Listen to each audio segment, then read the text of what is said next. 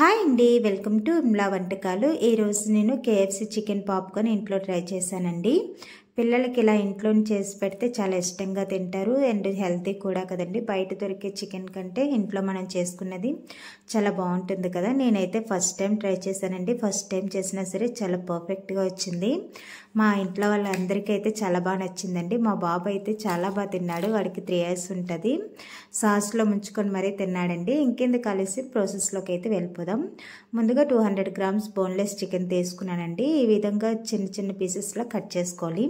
దీన్ని బాగా వాష్ చేసుకుని ఒక ప్లేట్లోకి తీసుకోవాలి. ఈ విధంగా చూసారు కదా, మంచిగా వాష్ చేసుకుని ఒక ప్లేట్లోకి తీసుకుని మసాలాలు అనేవి యాడ్ చేసుకోవాలండి. మనం ఇందులో 1/2 స్పూన్ అంత పసుపు వేసుకున్నాను. 1 స్పూను రెడ్ చిల్లీ పౌడర్ వేసుకోవాలండి. అదే కారం వేసుకోవాలి 1 స్పూను. ఇందులో రుచికి సరిపడా సాల్ట్ కూడా మనం వేసుకోవాలి. 1 స్పూన్ వైట్ పెప్పర్ యాడ్ చేసుకున్నానండి. ఇది మనకి బయట మార్ట్లో దొరుకుతుంది వైట్ పెప్పర్. అలాగే 1/2 స్పూన్ అంతా బ్లాక్ పెప్పర్ కూడా వేసుకుందాం, మిరియాల పొడి.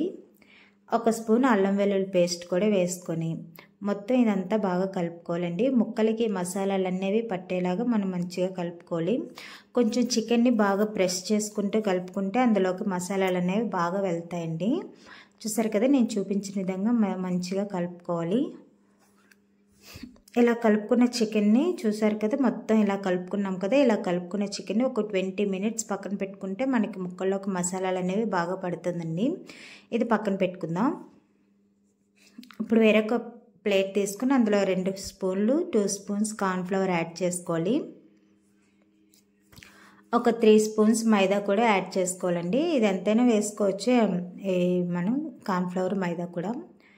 ఈ 2 యాడ్ చేసుకున్న తర్వాత ఒక 1 pinch అంత సాల్ట్ వేసుకోవాలి. అందులో 1/2 స్పూన్ కారం వేసుకొని ఒకసారి మొత్తం ఇదంతా కలుపుకోవాలి. ఇది కలుపుకున్న తర్వాత ముందుగా మ్యారినేట్ చేసిన చికెన్ని ఇందులో వేసుకోవాలి. ఈ పౌడర్ మొత్తం చికెన్కి బాగా పట్టేలాగా కలుపుకోవాలండి. కొంచెం ప్రెస్ చేసుకుంటే కలుపుకుంటే ఈ పౌడర్ మొత్తం చికెన్కి అనేది మొత్తం పడుతుంది. ఇది బాగా కలుపుకోవాలండి. బాగానా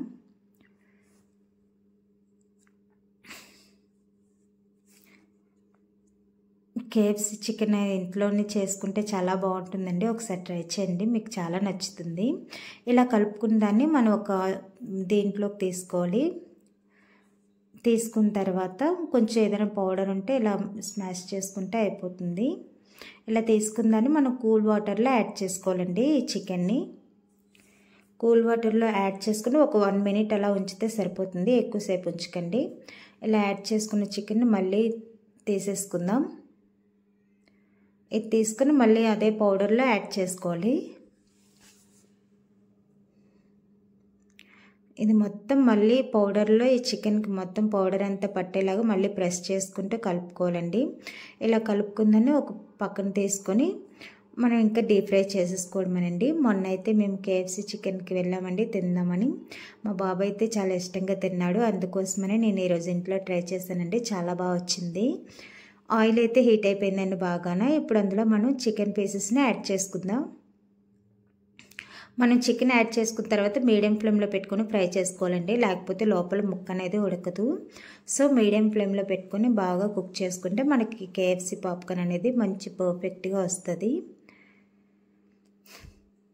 మీలో ఎంతమందికి కేఎఫ్సి చికెన్ పాప్కార్న్ అంటే ఇష్టమో కమెంట్ చేయండి. నాకైతే కేఎఫ్సి చికెన్ పాప్కార్న్ అనే ఇష్టమే, లెగ్ పీస్ కేఎఫ్సి అనే ఇష్టమేనండి. అయినా కేఎఫ్సి అంటే ఇష్టం లేని వాళ్ళు అంటే ఎవరు ఉండరు కదా. ఇలా గరిటతో మధ్య మధ్యలో కలుపుకుంటూ ఫ్రై చేసుకుంటూ ఉండాలండి. ఇలా ఫ్రై చేసుకోవడం వల్ల మనకి బాగా కుక్ అవుతుంది. చూసారు కదా, మనకి కేఎఫ్సి పాప్కార్న్ చికెన్ అయితే రెడీ అయిపోయింది. దీన్ని ఇప్పుడు మనం పక్కకు తీసేసుకుందాం. ఇలా తీసుకొని మంచిగా సాస్ వేసుకొని సర్వ్ చేసుకొని తింటే tasty tasty chicken KFC popcorn అయితే రెడీ అయిపోతుందండి. మా ఇంట్లో వాళ్ళైతే నేను చేసిన రెసిపీకి 100కి 100 మార్క్స్ అయితే ఇచ్చారండి. మీరైతే ఎన్ని మార్క్స్ ఇస్తారో కామెంట్ చేయండి.